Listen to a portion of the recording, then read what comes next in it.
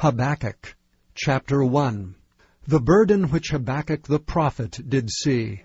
O Lord, how long shall I cry, and thou wilt not hear, even cry out unto thee of violence, and thou wilt not save?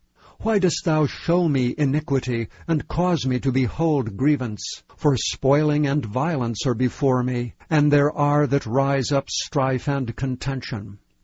Therefore the law is slacked, and judgment never goeth forth. For the wicked doth compass about the righteous, therefore wrong judgment proceedeth. Behold ye among the heathen, and regard, and work marvelously. For I will work a work in your days, which ye will not believe, though it be told you. For lo, I raise up the Chaldeans, that bitter and hasty nation, which shall march through the breadth of the land, to possess the dwelling places that are not theirs. They are terrible and dreadful. Their judgment and their dignity shall proceed of themselves. Their horses also are swifter than the leopards, and are more fierce than the evening wolves. And their horsemen shall spread themselves, and their horsemen shall come from far. They shall fly as the eagle that hasteth to eat. They shall come all for violence. Their faces shall sup up as the east wind, and they shall gather the captivity as the sand. And they shall scoff at the kings, and the princes shall be a scorn unto them. They shall deride every stronghold, for they shall heap dust and take it. Then shall his mind change, and he shall pass over and offend, imputing this his power unto his God. Art thou not from everlasting, O Lord my God, mine Holy One? We shall not die. O Lord, thou hast ordained them for judgment, and O mighty God, thou hast established them for correction. Thou art of purer eyes than to behold evil, and canst not look on iniquity. Wherefore lookest thou upon them that deal treacherously, and holdest thy tongue when the wicked devoureth the man that is more righteous than he? And makest men as the fishes of the sea, as the creeping things that have no ruler over them. They take up all of them with the angle. They catch them in their net, and gather them in their drag. Therefore they rejoice and are glad. Therefore they sacrifice unto their net, and burn incense unto their drag, because by them their portion is fat, and their meat plenteous. Shall they therefore empty their net, and not spare continually to slay the nations? Chapter 2. I will stand upon my watch, and set me upon the tower, and will watch to see what he will say unto me, and what I shall answer when I am reproved. And the Lord answered me and said, Write the vision, and make it plain upon tables, that he may run that readeth it. For the vision is yet for an appointed time. But at the end it shall speak and not lie. Though it tarry, wait for it, because it will surely come, it will not tarry. Behold, his soul which is lifted up is not upright in him, but the just shall live by his faith. Yea, also because he transgresseth by wine, he is a proud man. Neither keepeth at home, who enlargeth his desire as hell, and is as death, and cannot be satisfied, but gathereth unto him all nations, and heapeth unto him all people. Shall not all these take up a parable against him, and a taunting proverb against him, and say, Woe to him that increaseth that which is not his! How long? And to him that ladeth himself with thick clay. Shall they not rise up suddenly that shall bite thee, and awake that shall vex thee, and thou shalt be for booties unto them? Because thou hast spoiled many nations, all the remnant of the people shall spoil thee, because of men's blood, and for the violence of the land, of the city, and of all that dwell therein.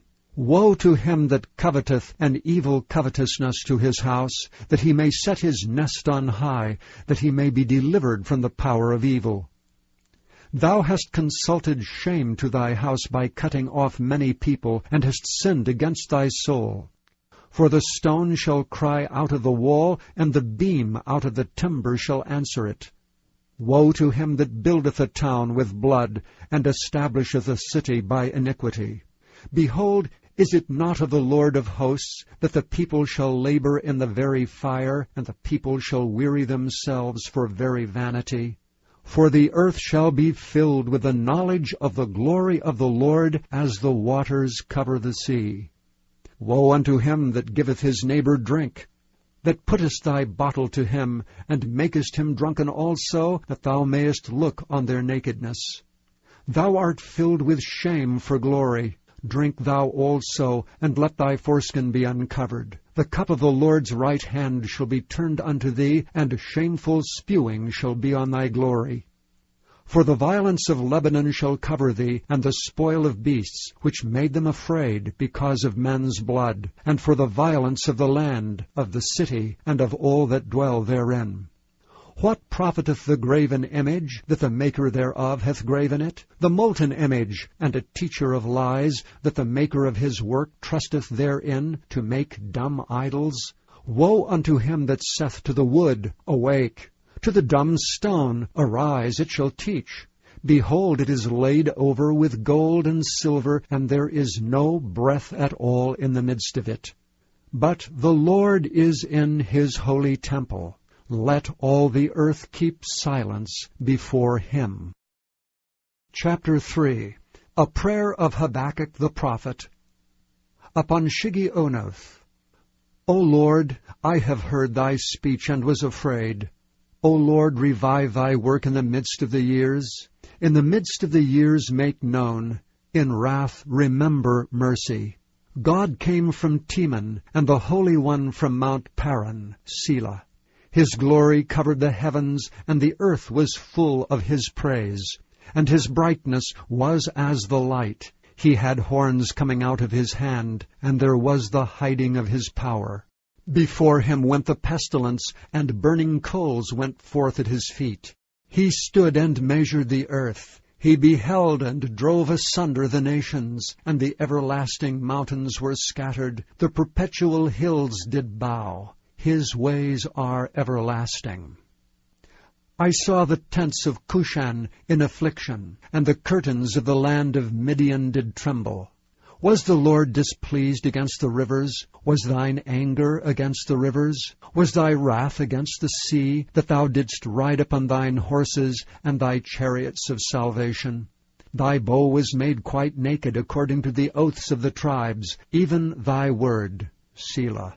Thou didst cleave the earth with rivers. The mountains saw thee, and they trembled. The overflowing of the water passed by. The deep uttered his voice, and lifted up his hands on high. The sun and moon stood still in their habitation. At the light of thine arrows they went, and at the shining of thy glittering spear. Thou didst march through the land in indignation. Thou didst thresh the heathen in anger. Thou wentest forth for the salvation of thy people, even for salvation with thine anointed. Thou woundest the head out of the house of the wicked, by discovering the foundation unto the neck, Selah. Thou didst strike through with his staves the head of his villages.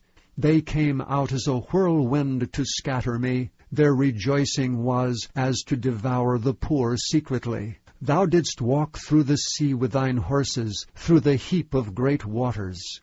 When I heard, my belly trembled, my lips quivered at the voice. Rottenness entered into my bones, and I trembled in myself, that I might rest in the day of trouble. When he cometh up unto the people, he will invade them with his troops. Although the fig tree shall not blossom, neither shall fruit be in the vines, the labor of the olive shall fail, and the fields shall yield no meat. The flock shall be cut off from the fold, and there shall be no herd in the stalls. Yet I will rejoice in the Lord. I will joy in the God of my salvation. The Lord God is my strength, and he will make my feet like hinds' feet, and he will make me to walk upon mine high places, to the chief singer on my stringed instruments.